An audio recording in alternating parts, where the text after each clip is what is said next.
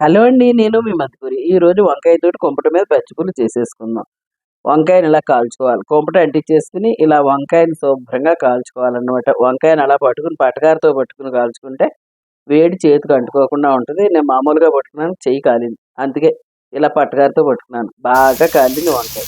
ఆ తర్వాత కుంపట మీద మూకుడు పెట్టి కొంచెం ఆయిల్ వేసి కొన్ని పచ్చిమిరకాయలు, కొన్ని జీలకర్ర, వెల్లుల్లిపాయలు వేసి బాగా వేయించి తీసేసుకొని రోట్లో శుభ్రంగా కొంచెం ఉప్పు వేసుకొని దంచేసుకోవాలి. భలే ఉంటుంది. ఇలా ట్రై చేయండి, అద్భుతంగా ఉంటుంది. చింతపండు నానబెట్టి పక్కన పెట్టుకోండి. వంకాయ అందులో వేసేసి పచ్చిమిరపకాయ, ఎల్లుల్లిపాయ, జీలకర్ర, వంకాయ, కొత్తిమీర, ఉప్పు వేసి తొక్కేయండి. కొంచెం చింతపండు రసం పిసుగు పోసేసుకుని పక్కన ఒక గిన్నెలోకి ఈ తొక్కు అందులోకి తీసేసుకోండి.